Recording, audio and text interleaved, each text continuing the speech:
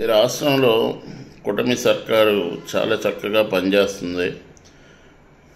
అందుకే దువ్వాడ శ్రీనివాస్ చేసినా ఇంకెవరెవరో ఏదేదో చేసినా పెద్ద పట్టించుకున్న టైం ఎవరికి లేదు. 20 ఏళ్ళు వెనక్కి వెళ్ళిపోయిన ఆంధ్రప్రదేశ్ రాష్ట్రాన్ని ముందుకు తీసుకెళ్లాలని ఒక 76 ఏళ్ళ పెద్ద ఆయన కృషి చేస్తూ ఒక 52 ఏళ్ళ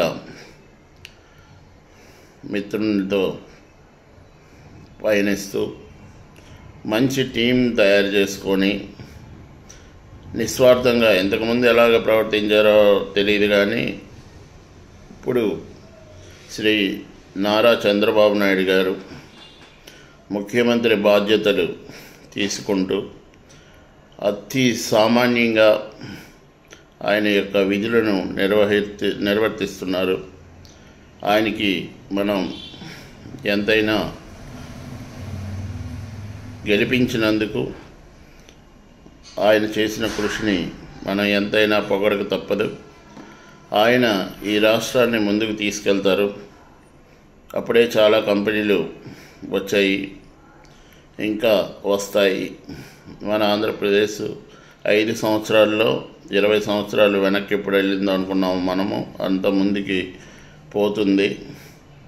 దయచేసి మీడియా అంతా చేయాల్సింది ఏంటంటే అమరావతి ఎక్కడెక్కడ బాగు చేయబడుతుంది, అమరావతి కోసం చంద్రబాబు నాయుడు గారు ఎటువంటి కృషి చేస్తున్నారు, ప్రజల కోసం పవన్ కళ్యాణ్ గారు ఎటువంటి కృషి చేస్తున్నారు, అలాగే లోకేష్ బాబు, హోమ్ మినిస్టర్ అనిత గారు, ఇలా అందరూ ఏం చేస్తున్నారు, ఎలా జరుగుతుంది, దాని మీద కాన్సన్ట్రేట్ చేసి చేయవలసిన అవసరం ఉంది.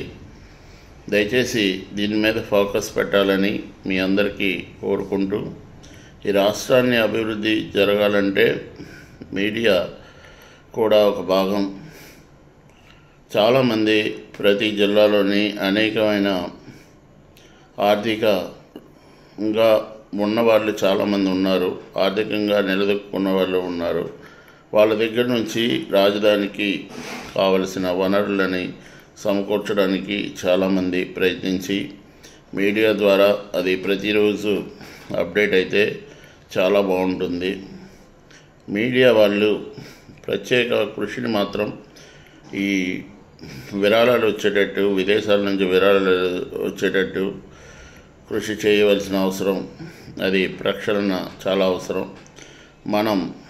మన డబ్బు చాలా పోయింది, చాలామంది పట్టుకొని వెళ్ళిపోయారు ఇక్కడి నుంచి, అది కూడా ఇక్కడికి రావాల్సిన అవసరం ఉంది. కాబట్టి దానికి కూడా మీ అందరూ చాలా కష్టపడి తెప్పిస్తే ఈ రాష్ట్రం చాలా బాగుపడుతుంది.